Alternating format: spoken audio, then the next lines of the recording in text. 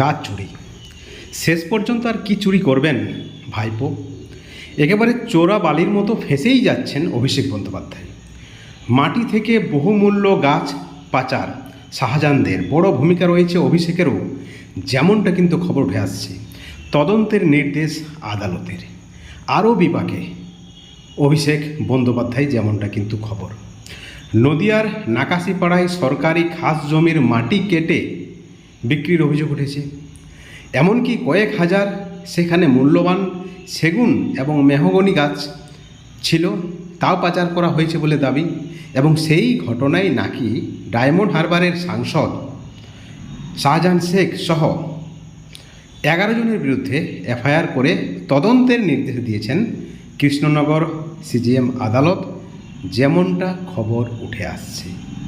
অর্থাৎ পশ্চিমবাংলায় তৃণমূল শাসনে আর কত চুরি বা কত ধরনের চুরি দেখতে হবে তা একমাত্র পশ্চিমবাংলার মানুষই জানে, যেমনটা অভিযোগ করা হচ্ছে বিজেপির পক্ষ থেকে।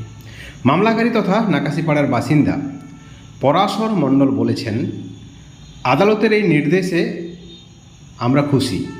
দীর্ঘদিন ধরে যারা শাহজাহানপন্থী, যারা শাহজাহান বাহিনী ওই এলাকায় গাছ কেটে বিক্রি করেছে, অবৈধভাবে মাটি কেটে বিক্রি করেছে এবং মদতে বড় মাথা। মামলাকারীর আইনজীবী শীর্ষেন্দু দাস জানিয়েছেন যে গত 25শে জুন কৃষ্ণনগর জেলা আদালতে মামলাটি করা হয়, অর্থাৎ মামলাটি দায়ের করা হয়।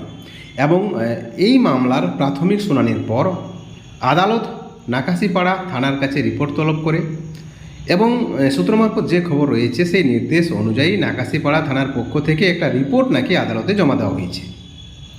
এবং গত সোমবার সেই রিপোর্টের ভিত্তিতে কৃষ্ণনগর সিজিএম আদালতে মামলাটির শুনানি হয়েছে। শুনানি শেষে প্রধান বিচারপতির বিভাগীয় ম্যাজিস্ট্রেট তরুণ কুমার মণ্ডল অভিযুক্তদের বিরুদ্ধে কড়া পদক্ষেপ এবং অভিযুক্তদের বিরুদ্ধে এফআইআর করে মামলা রুজু করার নির্দেশ দিয়েছেন, যেমনটা কিন্তু খবর উঠে আসছে। একই সঙ্গে নাকাশিপাড়ার থানাকে বিচার বিভাগীয় তদন্তের নির্দেশও নাকি বিচারক দিয়েছেন বলে জানিয়েছেন আইনজীবী। অর্থাৎ তৃণমূল আমলে কী ধরনের কুশাসন চলেছে, কী ধরনের দুর্নীতি চলেছে, কী ধরনের লুটপাট চলেছে, কাটমানি চলেছে, চুরি চলেছে, তার একটা আরও প্রকৃষ্ট এবং অত্যন্ত বড় প্রমাণ, যেমনটা কিন্তু খবর উঠে আসছে। যদিও বিচারাধীন বিষয়, খবর যা রয়েছে সেই খবর আমরা আপনাদের কাছে পরিবেশন করলাম শুধুমাত্র। বন্ধুরা, এই ভিডিওর পরিপ্রেক্ষিতে আপনাদের কি মতামত থাকছে, আপনাদের কি প্রতিক্রিয়া, অবশ্যই আপনারা আমাদের চ্যানেলের কমেন্ট সেকশনে কমেন্ট করে জানাবেন। ভালো থাকবেন, সুস্থ থাকবেন, কিন্তু কোনো ধরনের হিংসা থেকে, দুর্নীতি থেকে দূরে থাকবেন। Thank you so much.